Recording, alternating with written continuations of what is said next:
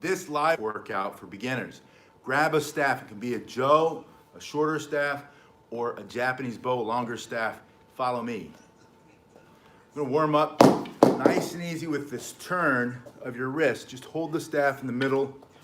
With either hand, doesn't matter. You wanna start to warm up the wrist. I'm gonna take off the watch. It's always a good idea, don't break your watch. Turn it so that it goes all the way up and then all the way up the other way. And right at the beginning, your wrists might not be as flexible, but as you start to warm them up and turn it a little bit quicker, you'll see you're gonna get more motion. It's gonna actually start to stretch out that wrist a little bit while it's building strength in your forearms. Put it in the other hand and do the same thing. You're just going one way and the other way, side to side, getting more movement, more mobility, turning up. And now from here, go from one hand into the other hand. It's just a warm up, it's to get the blood flowing, lubricate the joints, stay safe from injury during this workout. Hello, welcome, thanks for coming. Turning from one side to the other side. It's also gonna give you a good feel for switching the staff from one hand to the next. Now I want you to continue that turn. Bring the other hand over the top. This is your right hand. Put it under the left. It's gonna go palm to palm. It slides up in there, gets tight, turning all the way. The left hand's on top. Right hand stays on the bottom. Turns all the way up. The left hand takes it, continues to turn it. And you're gonna increase the speed once you're ready. Bring that to a stop. Now it's in your left hand. Palm is up, facing out, pinky side is up. The right hand is on top, thumb down, thumb to pinky, turning it. This is a butterfly spin. There's one butterfly spin. You can do, there are different styles. This is one style. But the butterfly comes from this position here. That's how it gets its name. There's the head, the fingers. And all of this spinning is just to increase the flexibility in your hands, the strength in your fingers, strength in your wrists, the endurance in your arms and your shoulders, so you can last during the fight. And you start to use the staff either for combat, like competition style, combat bow, or maybe you want to learn how to fight with a quarter staff, like a monk, or you're using it for self-defense, keeping someone off of you. All the spinning not necessarily going to be used for fighting, but it's going to prepare your hands to be stronger, the forearms stronger, keep everything safe from injury during the workouts. So don't skip the spinning. Bring that to a stop, put it in the right hand, and you're going to make the figure eight motion. Showing you slowly at first. What I'm doing is I'm leading with this thumb, and I'm carving the shape of an 8 that's lying on its side. That's where that figure 8 name comes from. And what's really happening is the staff's coming on the right side, it's in my right hand, and then it's moving to the left side, right side, left side.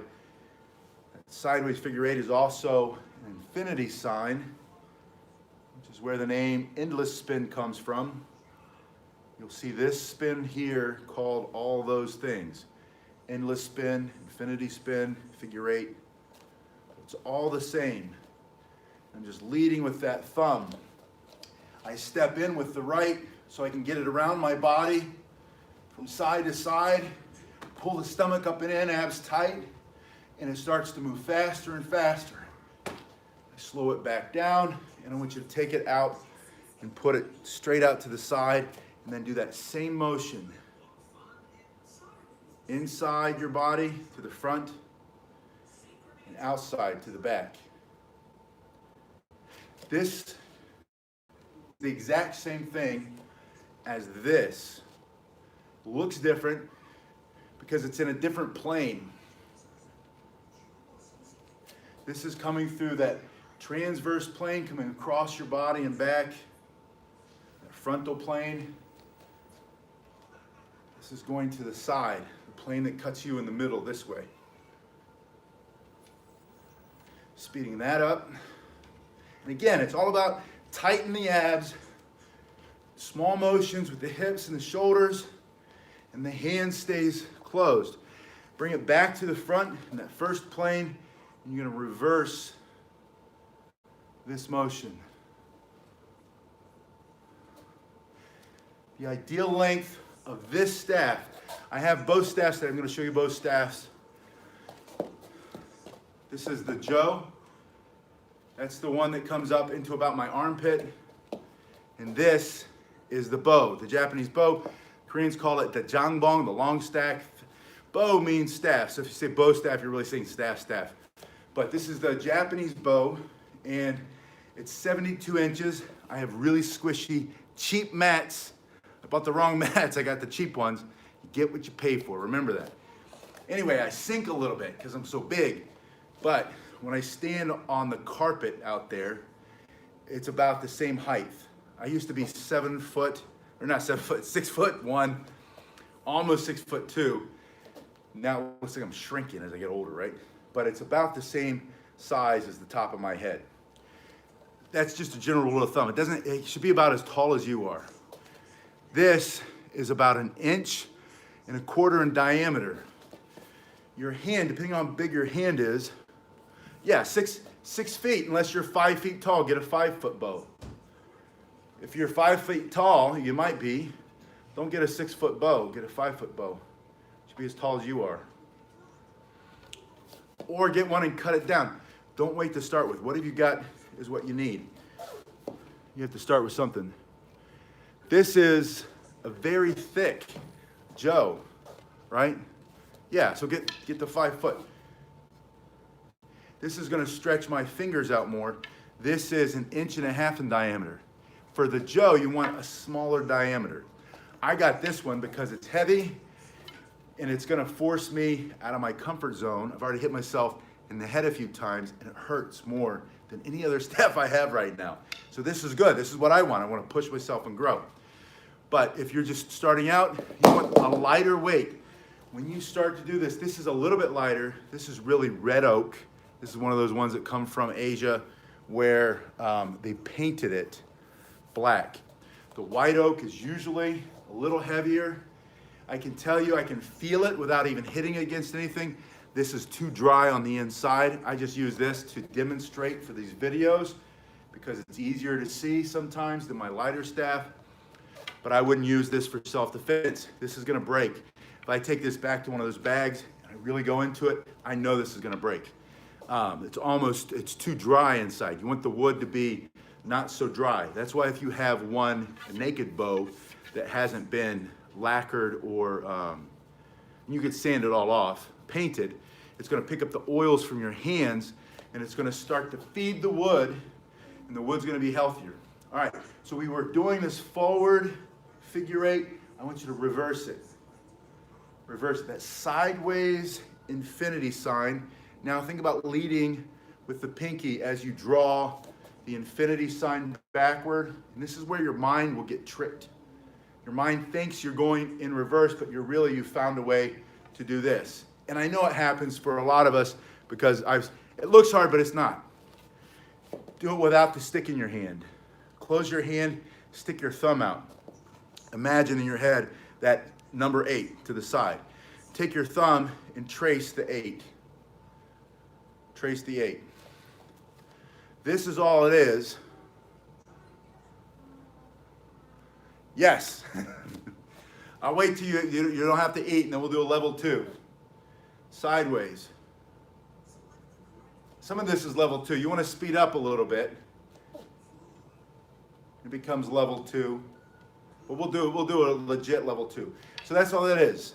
That's the figure 8. It looks harder than it is. And it might be hard at the beginning just because you're not used to it.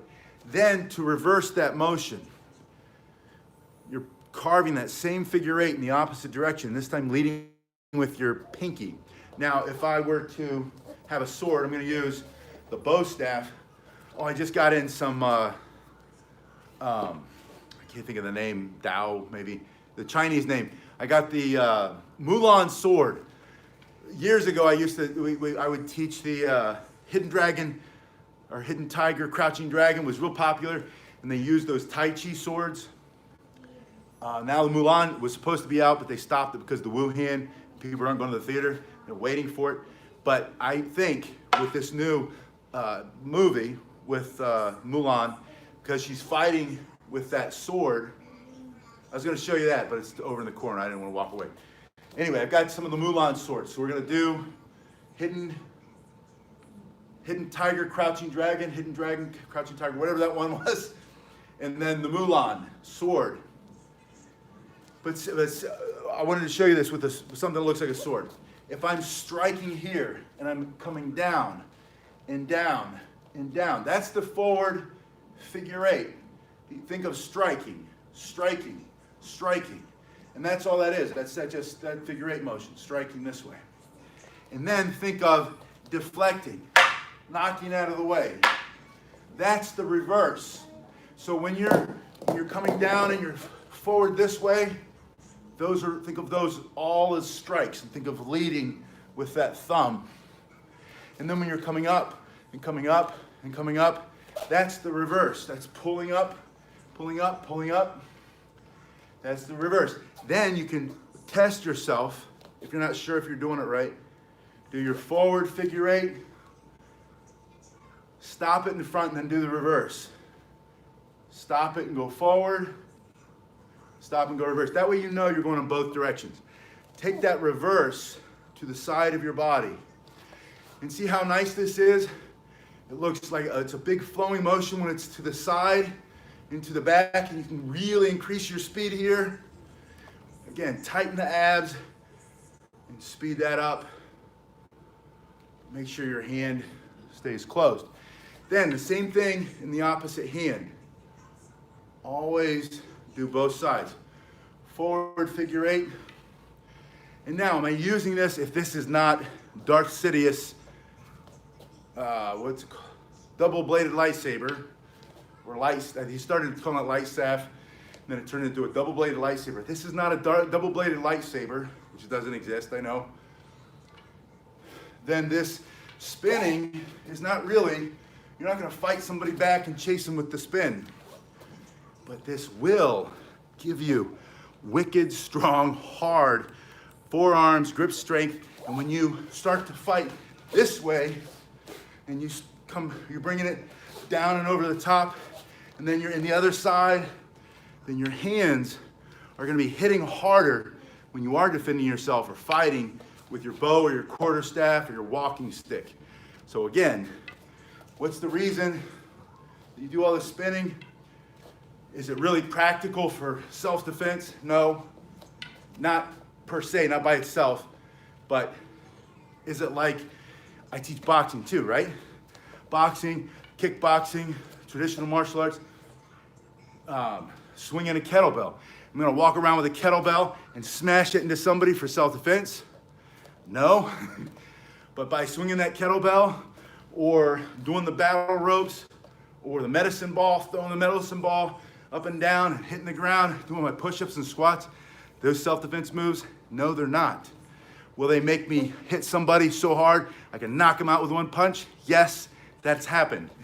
Yes, you can knock somebody out, hurt some with the strength and the power from the exercises, the other exercises that build strength, speed, mobility, coordination, proprioception, all the things that cross-training does.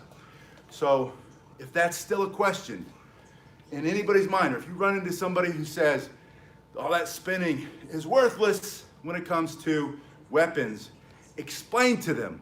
It's like doing push-ups for a boxer. It's like doing, like Muhammad Ali, doing all those sit-ups. You know, he's not hitting somebody with his stomach, but he's getting hit in the stomach. He's getting strong. This one is wood. This is red oak, and it's painted black. And it's actually pretty light. It's not the lightest. It's not as light as rattan, but it's lighter than the white oak that I love to work with. And when I hit myself with this one, it doesn't hurt as hard. It hurts a little bit, but not as much. The new one that I have, the Joe, this one is also red oak, but it's a younger wood, which means it's not, this one someone gave to me. They had a whole box of these for 20 years sitting in storage that they never were able to sell. And it's dried out on the inside, super light. This one is not. And when I do hit myself with this, you can feel it. It's like when you break bricks or rocks with your hand, if you get into that. I like that kind of stuff. You start breaking rocks and bricks. They all feel different, and you figure out how dense the material is by flicking it. And however much pain comes back in your fingernail, that's what tells you how dense it is. And the higher pitch the sound is, the more dense it is. The lower pitch, the more space there is in there between the fibers. That means it's dried. Hear that? I don't know if you can hear it or not. Anyway, that's how you figure stuff. You need to figure it out. Just pick it up and you'll figure it out. Now, this is how you get the perfect spin. Slowly, pay attention to keeping the staff in front of your body. Gradually, squeeze the abs tight. Keep your focus straight ahead. Breathe. Push yourself over and over. Then drop it because you're going so fast. Drop it because you're going so fast. Pick it up and do it again. If you want the perfect spin, you need to drop it over and over and over again. Good. Stay that way. I've been the biggest fan of martial arts since I was a kid. I never stopped. Bring it to the side. By doing it in this direction and then in this direction, you'll become better at spinning the staff. Now, we did this turning to strengthen the wrists. That was your first exercise. Doing this for 30 seconds. Each side, that's a full minute, going side to side. And then we did this spinning over the top. This will make you much better at spinning the staff. Keeping that tight. 30 seconds going in one direction, 30 seconds going in the other direction. Then we went into a forward figure eight in front of the body. Then we stepped up and we did it to the side and the back. And then we reversed the figure eight, reverse pulling, and then to the side and back. And then the same thing on the other side. Forward, 30 seconds here. Your arms are going to burn on this exercise. Reverse. And then to the side, reverse. 30 seconds on each side. Now, you need to strike. You need to know how to fight with this, defend yourself. Even if it's just for fun, you're learning, or you do this for meditation, whatever the purpose is, you should also know how to do some basic self-defense. Start by getting behind the staff. Put the staff between you and the threat. Here's the threat. Staff is there, point your thumb at the threat. By pointing the thumb, this motion, that puts the staff in your back hand. Puts in your back hand. From here, first strike is a spearing motion. From here, spear. Create distance between you and the threat. They're running in, put your staff here, they have to get around your staff. Before they get any closer, straight through the middle. When you spear, turn the back hand up, palm up, from here to here, front hand from here to here. 1. Here's your exercise, 30 seconds. Strike, switch feet, strike, switch feet, strike, switch feet, strike, switch feet, strike, strike, 30 seconds. Then, I want you to learn how to do that more smoothly, right? Here's where the spin comes back in. Your left hand. Grab it with the right, flip the left hand under, flip the left hand under. It's gonna balance here on the back of your hand as it flips under. This is called a wrist roll.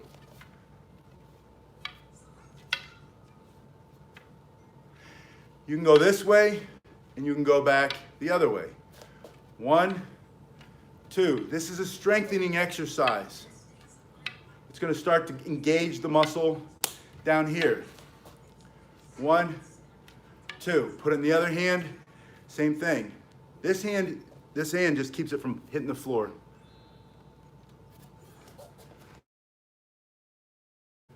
Wrist roll. 30 seconds to build strength get a good feel for how this works. 1, 2, 1, 2. Then, back in the left hand, you're going to bring it around your hand, starting here, palm up, bring it around the hand, take it with the right, bring it around the hand into the left, bring it around the hand into the right.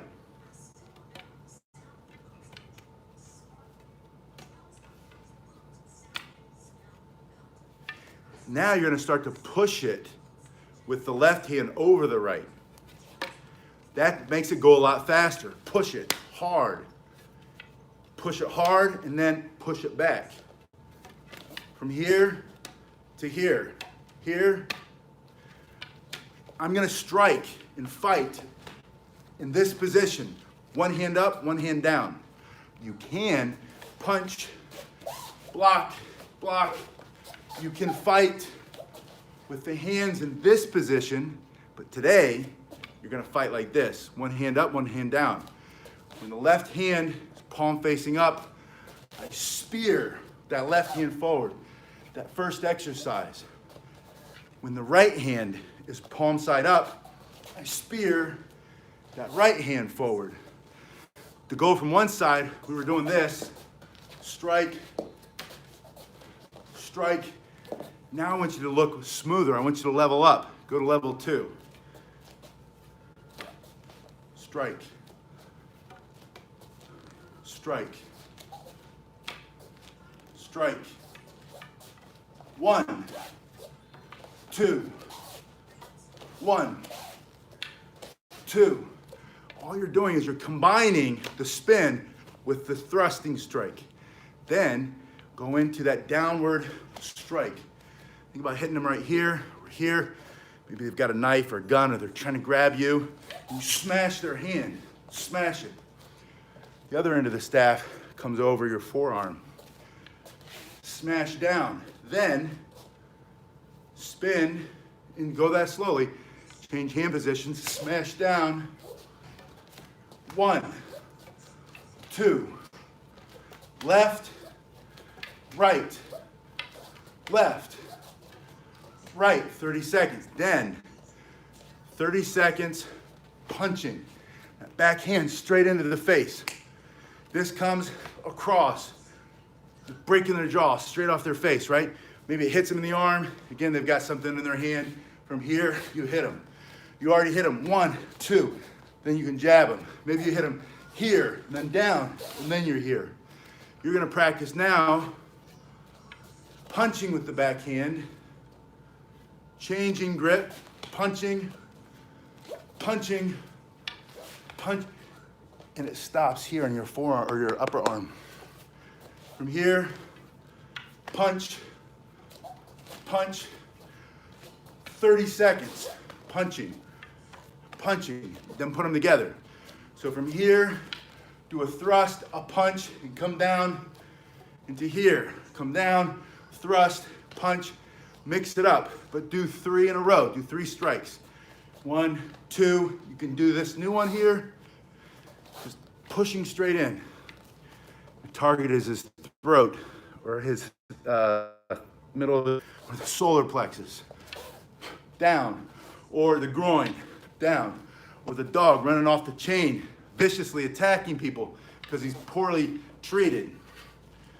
He's hungry because he hasn't had anything to eat because of the Wuhan. Everybody's off the streets. 1, 2, 3. Thrust, punch, down, across, in. Go to 5 strikes. A couple other strikes you can do. From this position, you have that forward thrust. You can also thrust straight back. If I'm here, I point my thumb at you, straight in. Maybe I know that he's coming behind me, he's running up. I point my thumb at you, but I come back here. Point my thumb here, straight back. That's all that is. Always look at it if you can. Then, once it's here, step forward, bringing big sweeping motion, break his knee, break his calf, hit him in the ankle, smash that ankle. From here, hit the guy there, hit this one, smash it forward. Now you're on the other side. Change hand positions. Thrust, thrust, forward. Change hand positions. 1, 2, 3. Hand position. 1, 2, 3. There's the spin. 1, 2, 3. You get the basic idea. You have to start to do those kinds of things if you want to get better, not just at spinning, and understanding why are you spinning. The spin can be about creating flexibility. It can be for fun. It can be good mental training. Maybe it's for demonstration, some fancy stuff. Maybe it becomes part of your fighting routine, right? But you have to know the purpose of the spin. All spins have a purpose. None of them are bad. None of them are better than the rest. They're all just simply different. But try to understand why you're doing it. If you don't understand, ask somebody. And not everybody's right. I'm not always right. And we always learn. And there might be 7 reasons why you do it. And I might only know one of them, right?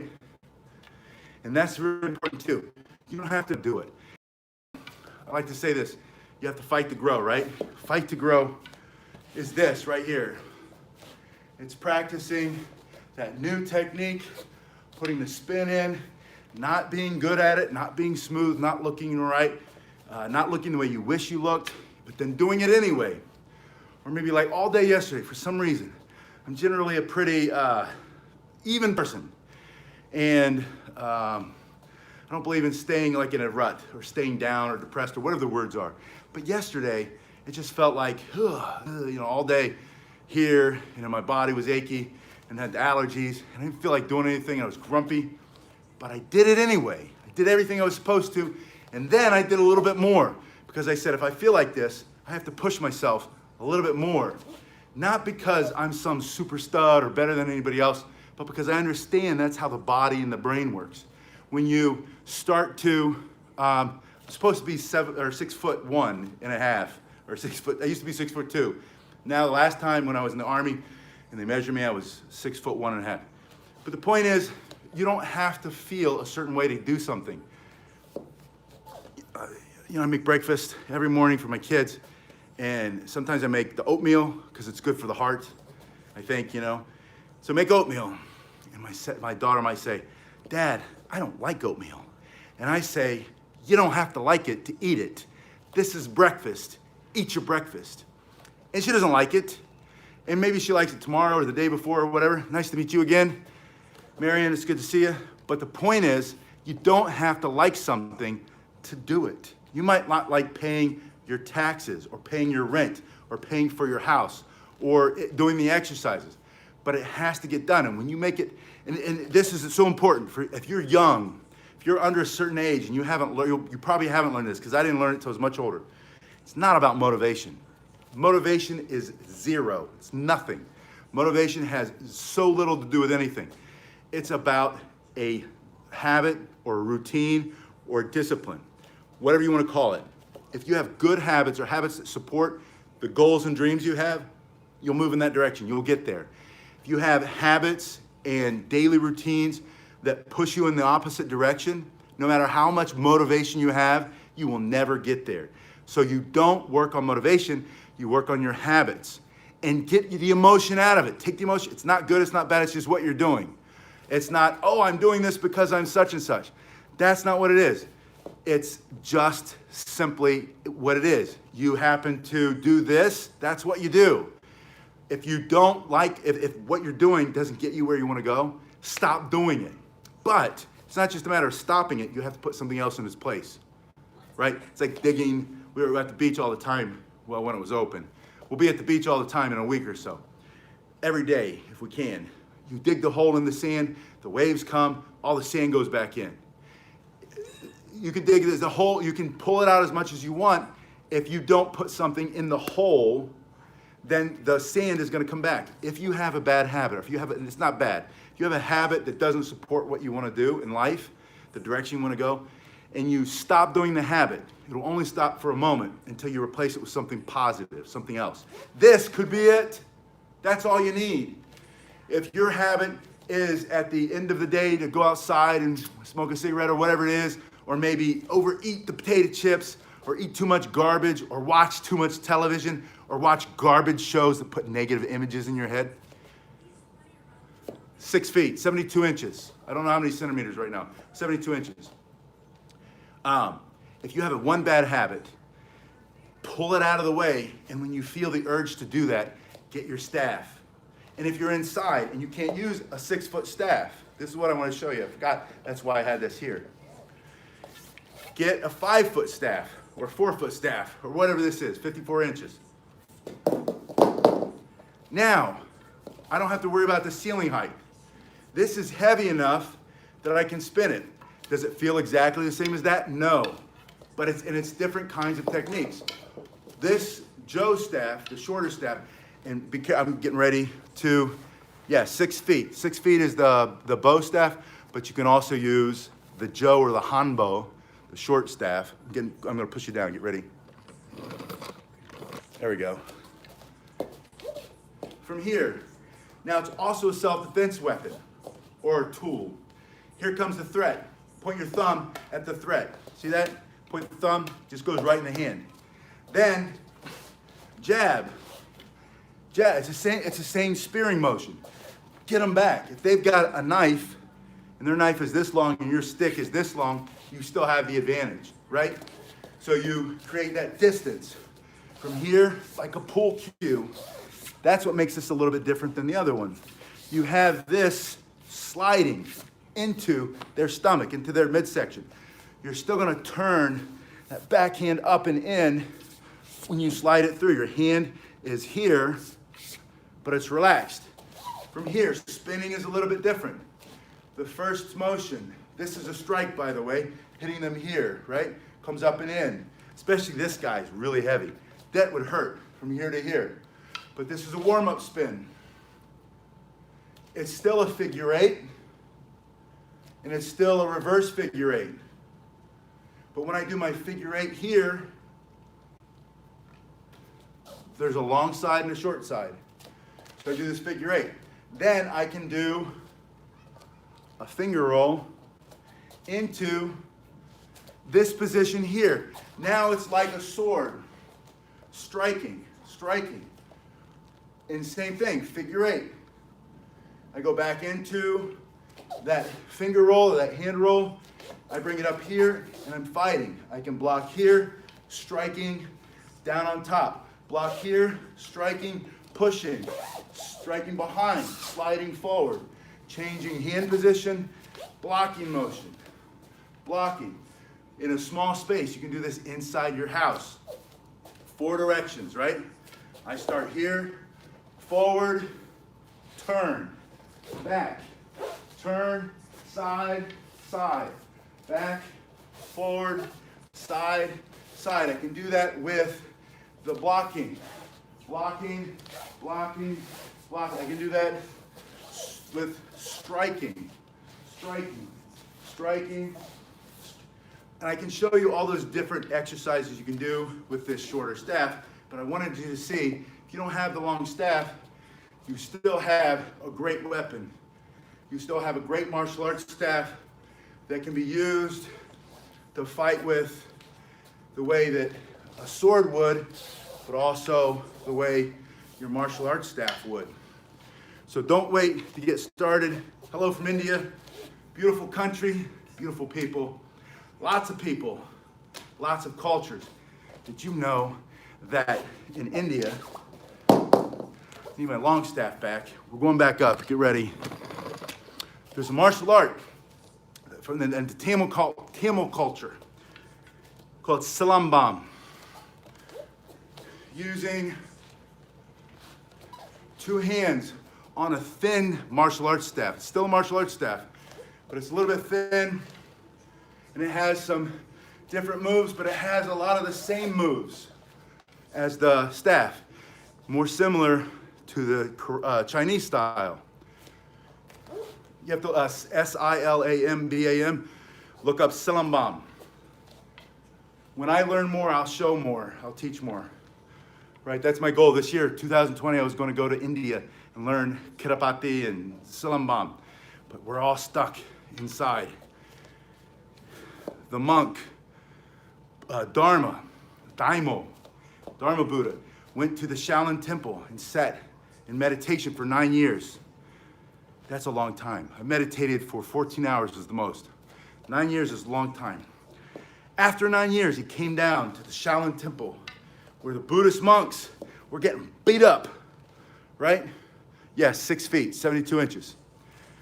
And in India, from India, the Indian monk, Dharma, with his staff, right, in his bowl, in whatever, went and sat in a cave for 9 months, created Zen, came up with Zen, everything is one. But he saw that the Shaolin monks were getting beat up by the local thugs, the bandits. They were all holding them with one hand and beating them with another hand. And Dharma said, you guys have to learn how to defend yourself so that you can go out to the people and protect the people and teach them mindfulness and empty-mindedness. And they said, but we're so weak. All we do is just pray all day. And he said, that's a good start, but you need to learn how to do some Silambam, and we'll call it Shaolin Kung Fu. And so that's where the Chinese martial arts came from India. And then it went to Korea, Japan, and then it came back and forth, back and forth, back and forth. But remember that, especially if you're Indian, the birthplace of all the Asian martial arts is somewhere in that region. And of course, all the different cultures added to it and changed it and gave it much value. But it all started not at the Shaolin Temple, not with the actors who live there now, paid for by the Communist Party to give shows and whatever, but a long time ago with fervent religious monks teaching them how to defend themselves, how to move their body so they don't get depressed from sitting all the time, right? So get your staff, get up, start spinning. Any style will do. Make up your own moves. Hit yourself in the back of the head a bunch of times, bust your knee, hit yourself in the foot, smack the back of your head, drop your staff and pick it up, drop it, pick it up, drop it, pick it up, over and over again. The more you drop it, the better that is, better sign it is that you're trying something new, or you're trying to go faster, or you're trying to level up, but you gotta drop it over and over and over, pick it up, pick it up. The more you drop it, the better you'll get faster. The better, get better faster. I will see you in the next one. Thank you so much for watching. Start spinning and keep training.